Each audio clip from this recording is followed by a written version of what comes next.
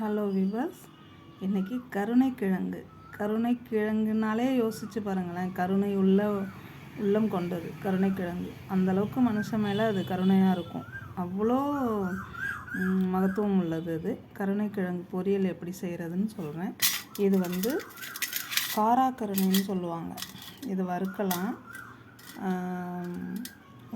வறுத்துட்டு பொரியலும் பண்ணலாம், குழம்புல போடலாம். இது காராக்கருணைன்னு சொல்லுவாங்க. இது இந்த தோல் ஃபுல்லாக நீக்கிட்டு இந்த தோலை ஃபுல்லாக எடுத்துட்டு பொரியல் எப்படி பண்ணுறது அப்படிங்கிறத சொல்கிறேன் நான். இங்கே பாருங்கள், இந்த மாதிரி தாங்க துருவி எடுத்துக்கணும்.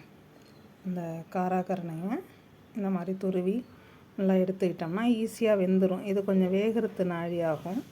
அதனால் இந்த மாதிரி துருவி எடுத்துட்டிங்கன்னா ரொம்ப சீக்கிரம் வெந்துடும். ரொம்ப உடம்புக்கு நல்லதுங்க. இது பொரியல் பண்ணி சாப்பிட்டா இந்த மாதிரி துருவி எடுத்துக்கலாம். இது தாளிப்புக்கு தேவையான பொருள் என்னென்னு கேட்டிங்கன்னா, சின்ன வெங்காயம், பச்சை மிளகாய், கருவேப்பிலை, கடுகு, உளுத்தம்பருப்பு இது தாங்க போட்டு தாளிக்கணும். தாளித்து கருணைக்கிழங்கையும் போட்டு அதோட தண்ணி தெளித்து வேக வைக்கணும். இது பூமிக்கு கீழே விளையிறதுனால இதில் எந்த கெமிக்கலும் இருக்காது, எந்த கெமிக்கலும் கலந்துருக்காது. நல்லாயிருக்கும், உடம்புக்கும் குளிர்ச்சி, ரொம்ப நல்லது இந்த வெயில் காலத்துக்கு. இது கடுகு, உளுத்தம்பருப்பு, இந்த வெங்காயம், மிளகாய், கருவேப்பிலை எல்லாம் போட்டு தாளித்து கருணைக்கிழங்கையும் எடுத்து கொட்டி உப்பை போட்டு தேவையான அளவு தண்ணி தெளித்து வேக வைக்கணும்.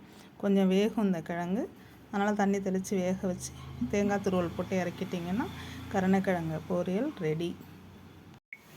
பாருங்கள், எல்லா இன்க்ரீடியன்ஸும் சேர்ந்து கலர் கொஞ்சம் டிஃப்ரெண்ட்டாக தான் மாறும் கருணைக்கிழங்கு. அங்கே பாருங்கள் எப்படி இருக்குது பாருங்கள், மூளை பொரியல் மாதிரி இருக்குது.